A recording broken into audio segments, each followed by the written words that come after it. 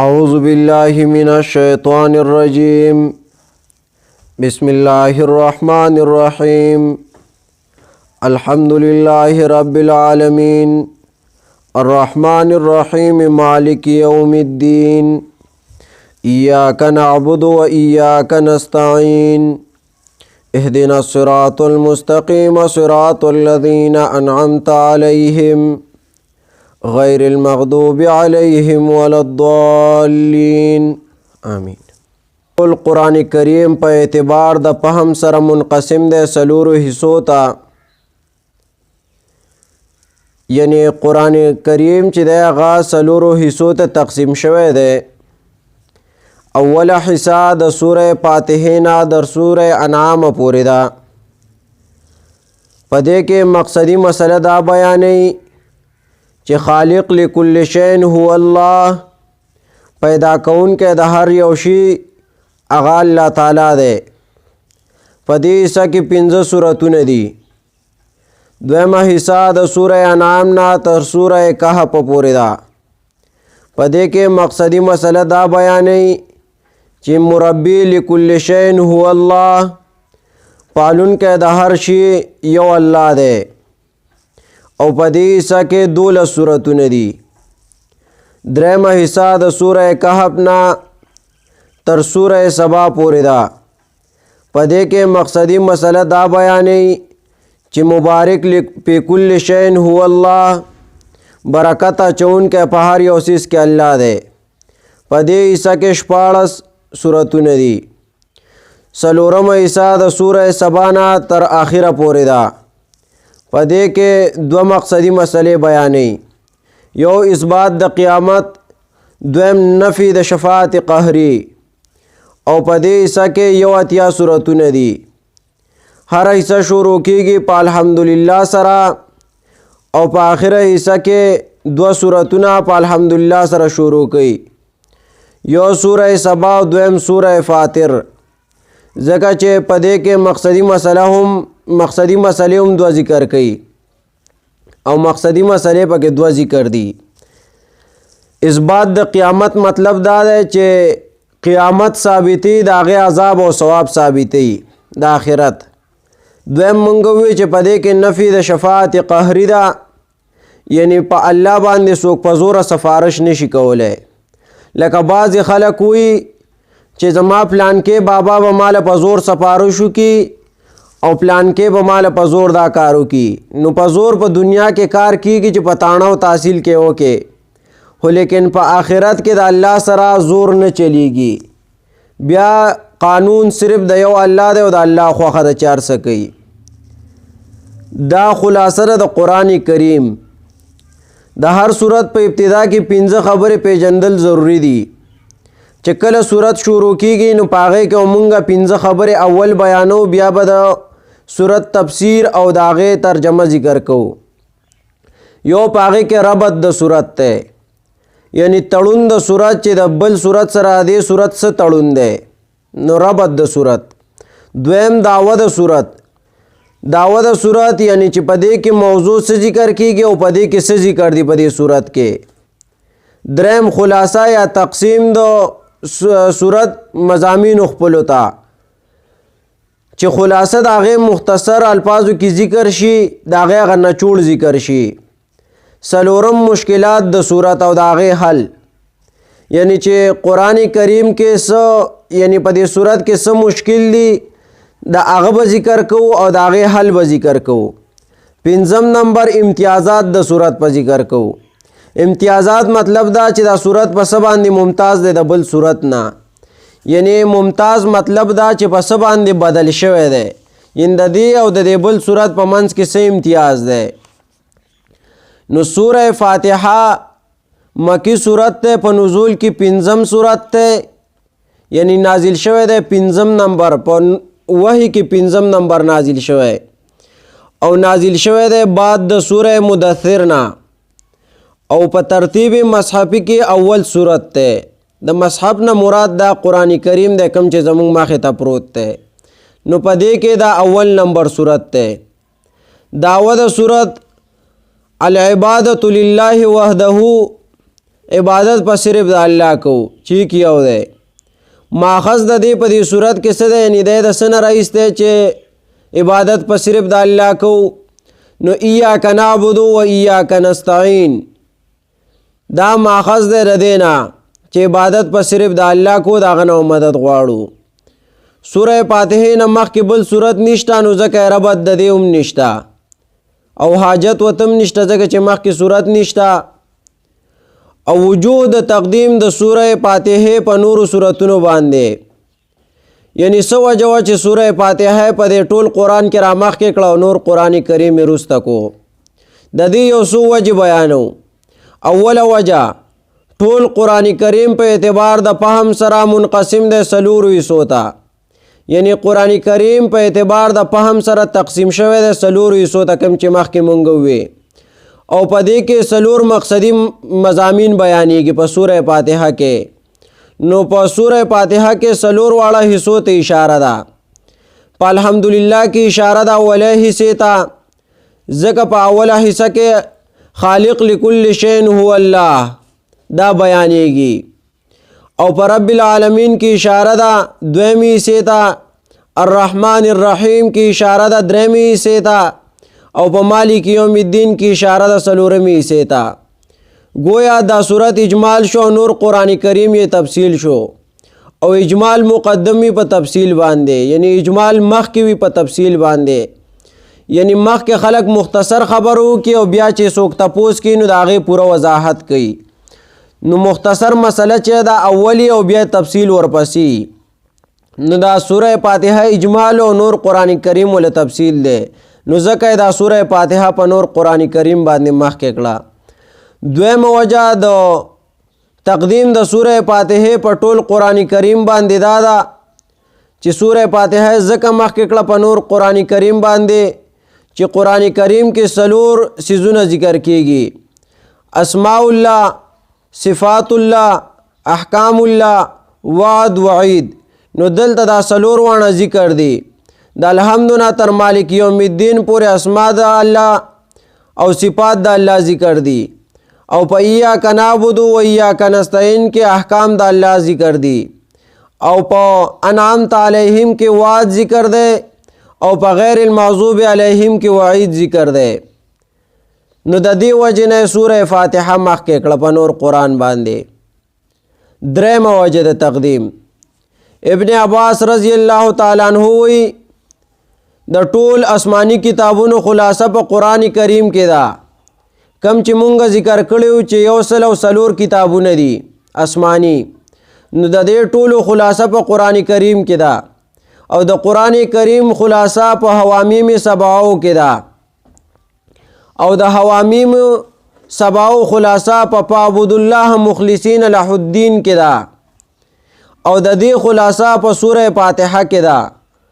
او د دې خلاصه یعنی د دې سوره فاتحه خلاصه په ایاک نعبد و ایاک نستعین کې ده نو فاتحه د ټول قرآن کریم خلاصه شو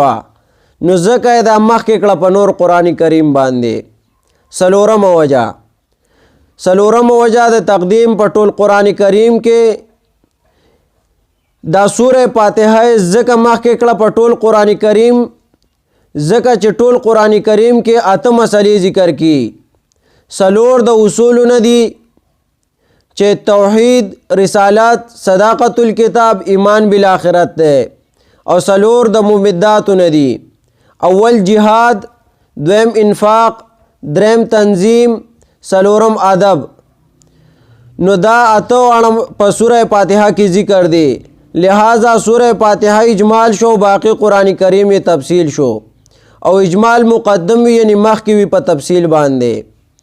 دا هو وجر تقدیم د مخکېوالي وا د سوره فاتحه په قرآن کریم چې ولې دا مخکې کړل د هغې دپاره موږ څلور وجې ذکر کړې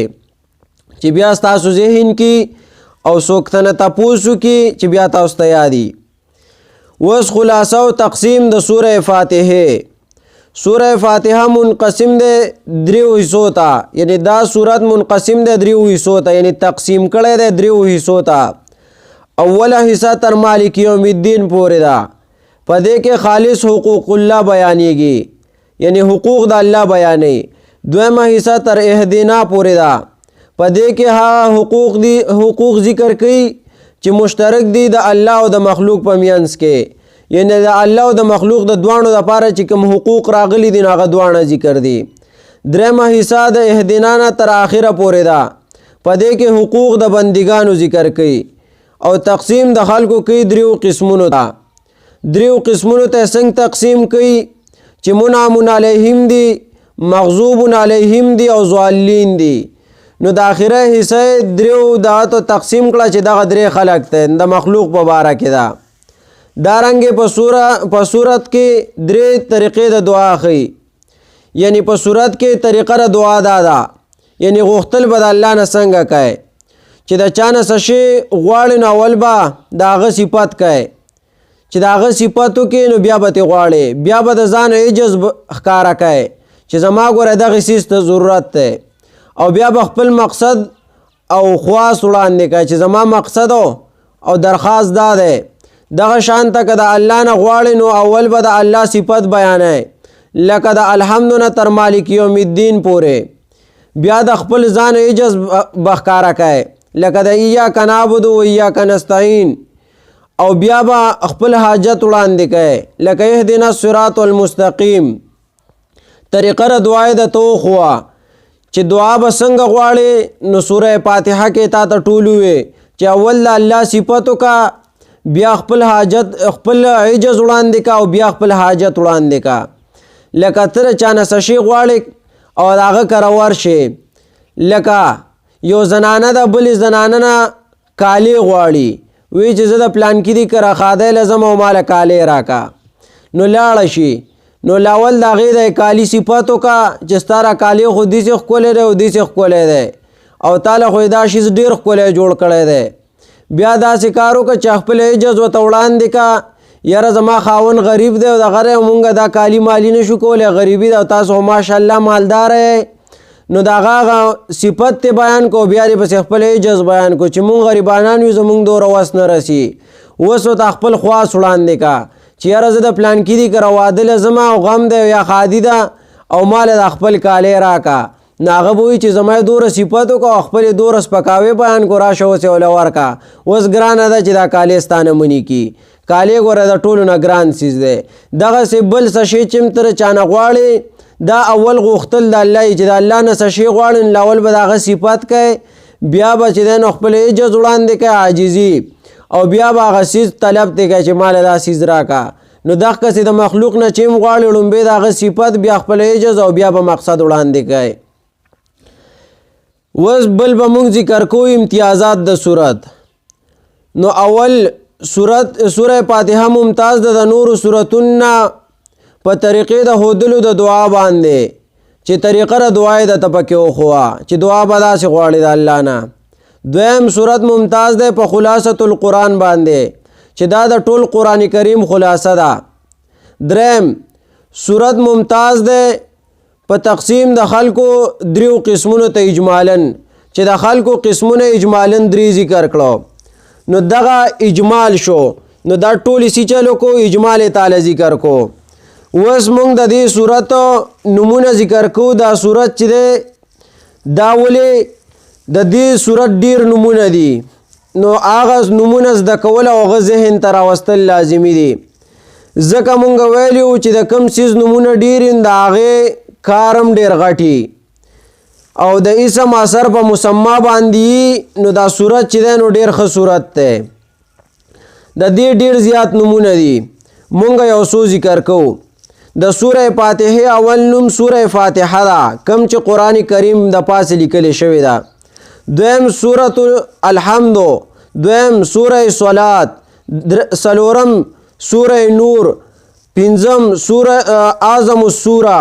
یعنی لوی سورت ده، شپږم سوره شفا، اووم سوره رقیه چې ورته وایي، او اتم سوره واقعه، او نهم سوره وافیه، لسم سوره کافیه، یولسم سوره شافیه، دولسم سوره کنز، دیارلسم سوره تعلیم المسئله، او څوارلسم السبع المثانی، پنځلسم القرآن العظیم، شپاړسم سوره اساس القرآن، ولسم سورہ شکر، اتلسم سورہ مناجات، او نلسم سورہ تفویض، شلم سورہ سوال، او یوشتم الکتاب، دوشتم القرآن. او دا نمونه علماء ذکر کړي. او که څوک تفصیل کتل غواړي نو امام آلوسی په تفسیر روح المعانی کې ذکر کړي او دا هر یو په خپل ځای باندې تفصیل هم کړی دی. نو که څوک دا نمونه ځان له ګوري نو احسن الکلام کې شیخ عبدالسلام الرستمی رحمه الله هم ذکر کړي او پورا په تفصیل سره د هر یو وضاحت چې دی نو تفسیر آلوسی هم کړی دی. امام آلوسی یعنی تفسیر روح المعانی چې لیکلی دی، څوک ورته تفسیر آلوسی وی، څوک ورته تفسیر روح المعانی وی. وس مونږه د فاتحه یعنی د فاتحه نمونه خو شو. وس د فاتحه کې اول الحمدلله ذکر دی. الحمدلله تعالی لا لغیره من نبی او ملک او ولی من انس او جن او صنم، یعنی د هر څه نه به نفي کوي، د الله نه به غواړې، سوا به د بل چا نه غواړې. دا کلمه ده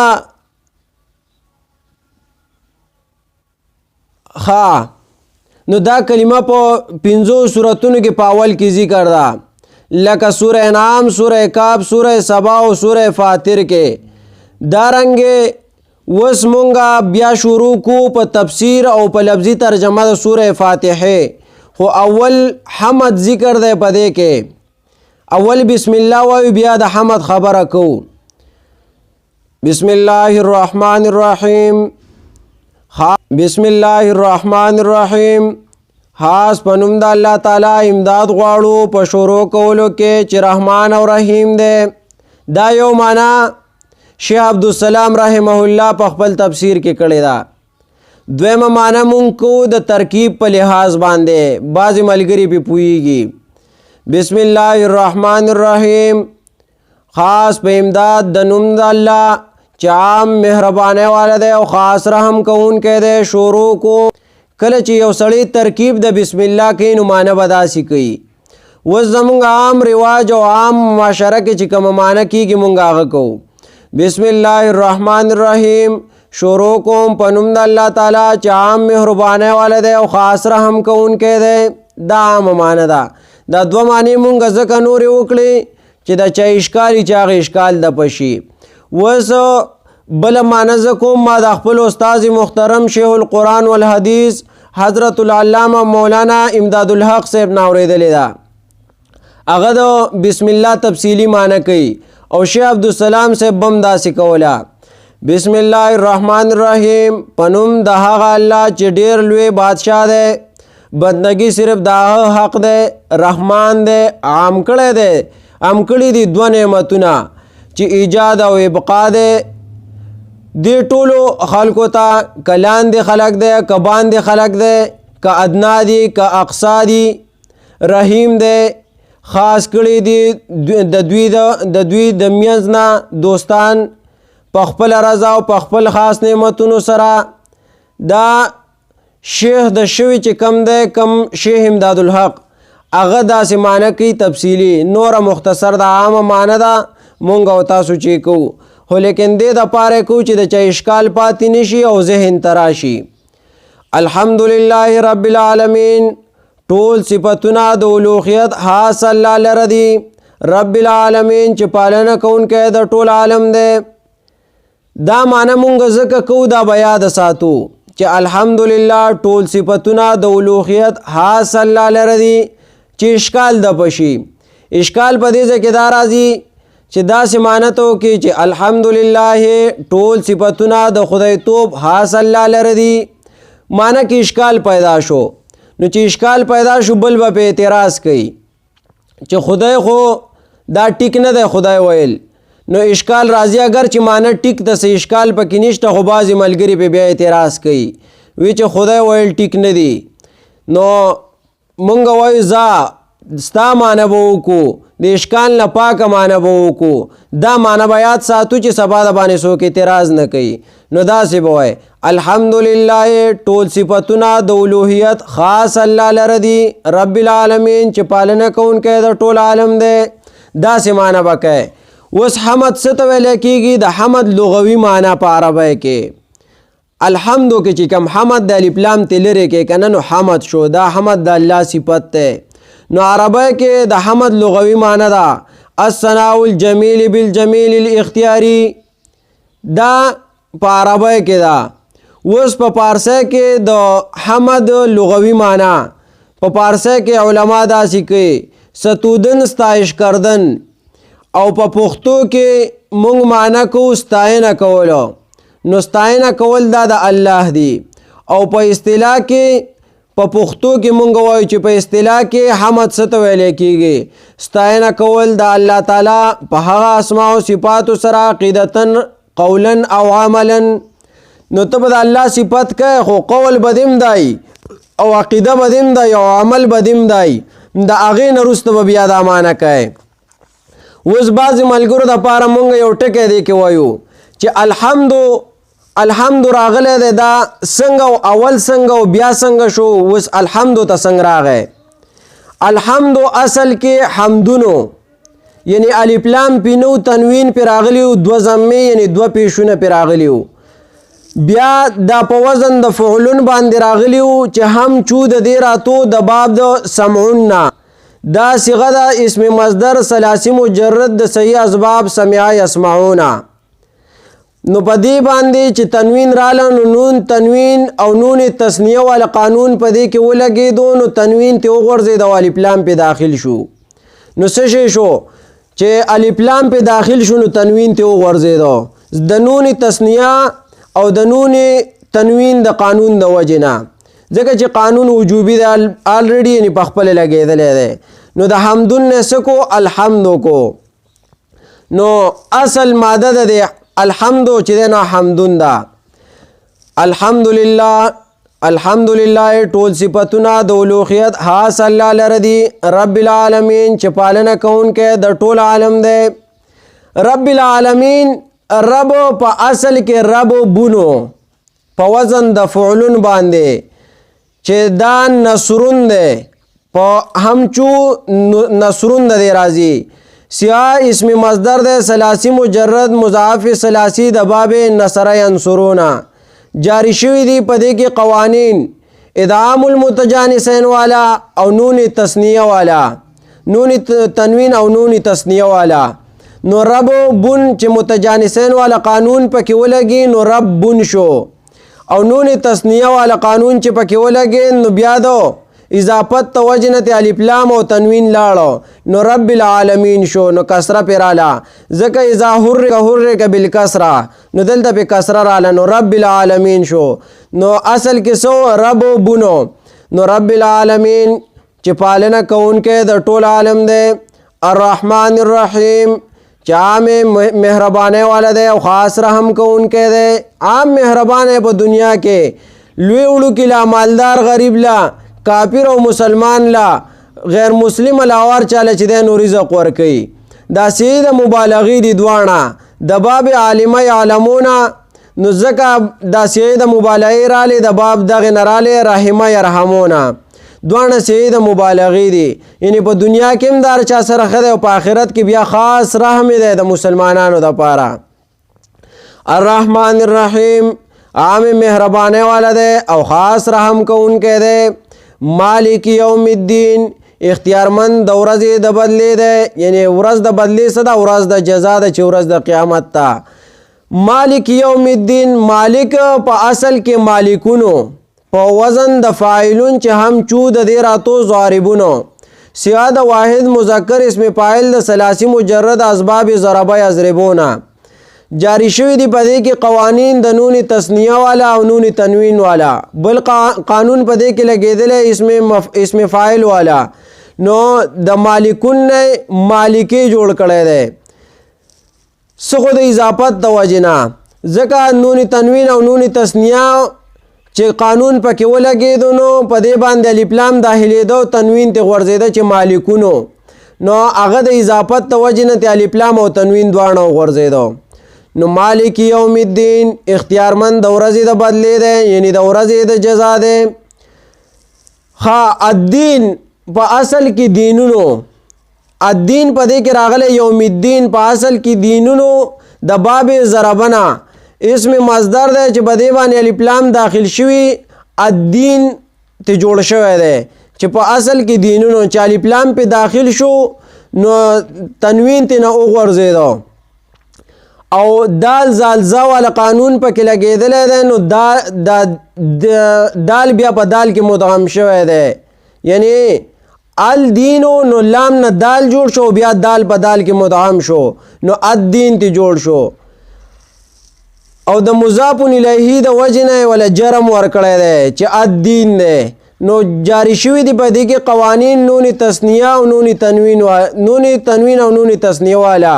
بل قانون په دې کې لګېدلی دی حروف شمسی قمری او ادغام المتجانسین والا بعضې ملګري په دې پوهیږي نو دا اصل کې دینونو بیا د الدین جوړ شوی دی نو مالک یوم الدین اختیارمند د ورځې د بدلې دی ایاک نعبد و ایاک نستعین خاص تعالی را بندگی کو مونږه او خاص تعالی مدد غواړو مونږه په هر حالات کې ستانه مونږ مدد غواړو نعبدو په وزن د نفعلو دی چې هم چون ننصرو دی سیاده جمع متکلم فعل مضارع معلوم د ثلاثی مجرد د اسباب نصر ینصرونه او په دې کې مضارع معلوم اول او دویم قانون چې دی هغه لګېدلی دی نو نعبدو په اصل کې بس دغه نعبدو دی خو صرف باب او وزن مونږ ذکر کو ځکه دا قانون چې دی دا وجوبي دی بس په خپل لګېدلی دی ایاک نعبد و ایاک نستعین خاص تعالی را بندگی کو مونږه او خاص تانه مدد غواړو مونږه په هر حالات کې دا اصل کې دې څه پکارو نعبدو کا نستعینو کا نو دې کې ایاک راوړو نعبدو کا دا اصل کې دې پکارو چې بندگی کو ستا او مدد غواړو ستانه خود داسې چلو کو ایاکا خاص تانا لومبی راوړو داغه صفات لومبی راوړو نو تقدیم ما حقه التاخير يفيد الخسر والاحتساس نو د دې وجه کو دا چې نو دا غوړه ده زکا راوړو نو ایاک نعبدو خاص تعالی را بندگی کو مونږه و ایاک نستعین او خاص تانه مدد غواړو مونږه په هر حالات کې اوس کو مالدار یو کو غریبانان یو کو جوړ یو که نه جوړ یو خوستانه به مدد غواړو نستعین ورپسې راغلی دی نستعین چې دی نو په اصل کې نستعینو اصل ماده د دې دا ده نستعینو دا قرآن کې چې کم ذکر دی نو اصل کې دغه دی بیا قوانین پکې لګېدلي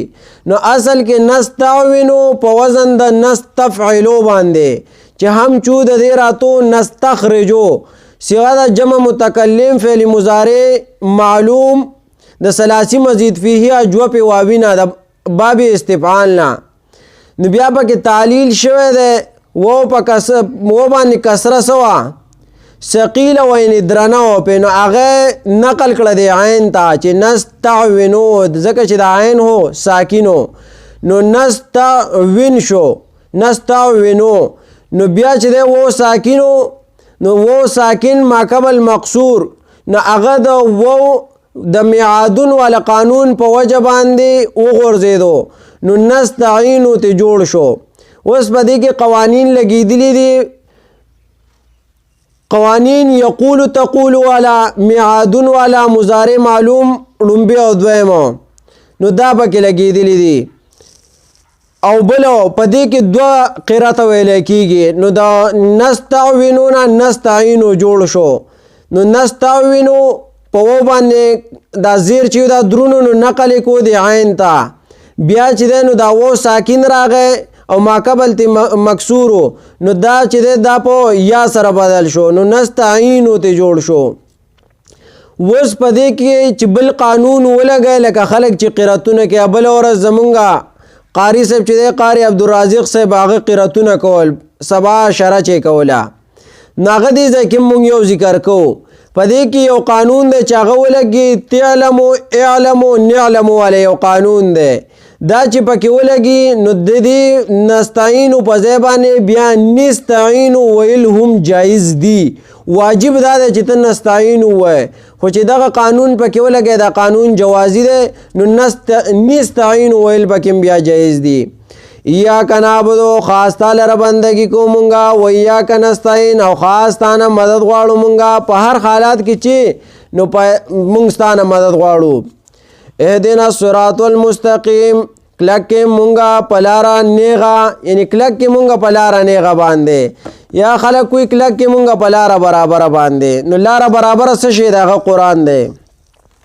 اوس دلته اهدنا راوړی دی اهدنا چې په اصل کې اهدیو دا نون وسره نو الف و ها و دال و یاو اهدی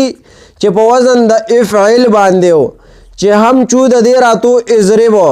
سوا د واحد مذکر مخاطب پہلے امر حاضر معلوم دا د ثلاثی مجرد ناقص یائی اسباب ضربہ یضربونا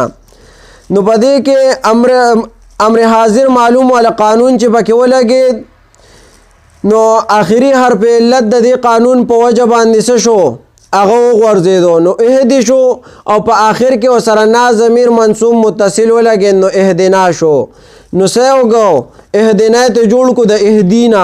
نو اهدنا الصراط المستقیم مضبوط کې مونږه پلارا نیغه باندې پلارا برابر باندې مستقیم المستقیم راوړو چې په اصل کې مستقومونو دا مونږه اصل ماده د دې ذکر کوو چې بیا تاسو ته یادی بازي ملګرو ته مستقیم چې په اصل کې مستقومونو په وزن د مستفعلون چې هم چود دې راتو مستخرجون سوا د واحد مذکر اسم فاعل د ثلاثی مزید پیه جو په واوی د اسباب استفعال او پدې کې ماغه سے تعلیل شوی لکه په نستعینو کې چې مونږ کو او هغه قوانین پکې جاری شوی دي لکه یقول تقول ولم يعدن ولا نون تثنیه نون تنوین والا حمزه وصلی والا اسم فاعل وال نور هغه تعلیل پکې شوی دی. صراط الذین لاردای کسانو انعامت علیہم چې نعمت کړی دی تا په هغوی باندې یعنی انعام کړی تا په هغوی باندې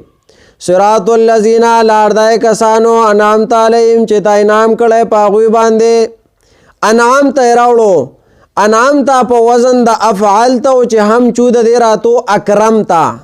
سوا د واحد مذکر مخاطب فعل ماضی معلوم د ثلاثی مزید پیه نه د اسباب افعال نه نو پدې کې صرف بای مطلق والا قانون لګیدل دی چې صرف اظهار به پکې کوي قانون وجوبي دی نور دغه برابر دی کې نور څه مسله نشته. اهد صراط الذین لاردای کسانو انعامت علیہم چې تا انعام کړی په هغوی باندې غیر المغضوب علیہم ندی ها کسان چې غضب کړی شوی دی علیہم په هغوی باندې ولا الضالین او نبی لاری دی دار شیخ عبدالسلام رحمه الله معنی دا دی دغه کیوی بلایات کې چې غیر المغضوب المغضوب په اصل کې مغضوبونو په وزن د مفعولونو چې هم چود دې راتو معلومون سیاد واحد مذکر اسم مفعول د ثلاثی مجرد د اسباب عالمه یعلمونا پدې کې قانون د نون تنوین او نون تثنیه او اسم مفعول ولا قانون پکې ولګید او د جر ولا ورکړی نذیر ولا ورکړی د وجه د مضاف الیه نه نو غیر المغضوب ته جوړ شوی نو غیر المغضوب ندی هغه کسان چې غضب کړی شوی دی علیهم پاغوی باندې ولا الضالین او نبی لاری دی ولا الضالین چې په اصل کې ضاللین په وزن د فاعلین باندې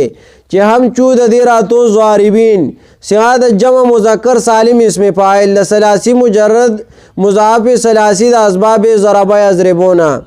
جاری شوی یعنی لګیدلی په دې کې قوانین د اسم فاعل او د ادغام المتجانسین او حروف شمسی قمری والا قانون نو په دې نه څه جوړ کړی دی ضالین ته جوړ کړی دی نو غیر المغضوب ندی هغه کسان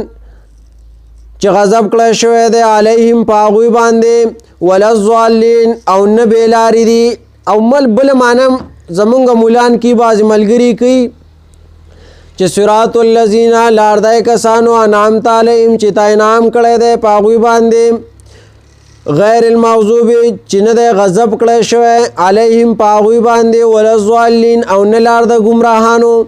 دا معنی به کوي خو لکه دې ته بیا مخکې وروسته ګورې دا په اعتبار د اضافت او په اعتبار د صفت سره به دواړه معنی کوي چې مخکې د اضافي معنی وکړه نو وروسته به هم اضافي معنی کوي د ترکیب په لحاظ سره او که مخکې د صفتی معنی وکړه نو وروسته به هم بیا صفتی معنی کوي. هسې نه چې یو ځای کې صفتی معنی وکړي او بل ځای کې اضافي معنی وکړي، دواړه به داسې نه کوي. د سر نه ورته ګوره لفظي ترجمې ته. بسم الله الرحمن الرحیم. خاص په نوم د الله تعالی امداد غواړو په شروع کولو د سوره فاتحه کې چې عام مهربان دی او خاص رحم کوونکی دی. الحمدلله رب العالمین. ټول صفتونه د اولوهیت خاص الله تعالی لره دي چې پالنه کوونکی د ټول عالم دی. الرحمن الرحیم. عام مهربانه والا دی او خاص رحم کوونکی دی. مالک یوم الدین. اختیارمند د ورځې د بدلې دی. ایاک نعبد و ایاک نستعین. خاص تعالی را بندگی کو مونږه او خاص تعالی مدد غواړو په هر حالات کې. اهدنا الصراط المستقیم. کلک کې مونږه په لاره نیغه باندې، یعنی په لاره نیغه مونږ کلک کې. صراط الذین. لار دای کسانو انعمت علیهم چې تا انعام کړی دی په هغوی باندې. غیر المغضوب علیهم. ندی هغه کسان چې غضب کړی شوی دی علیهم په هغوی باندې. ولا الضالین. او نه بې لارې دي. نو ایاک نعبد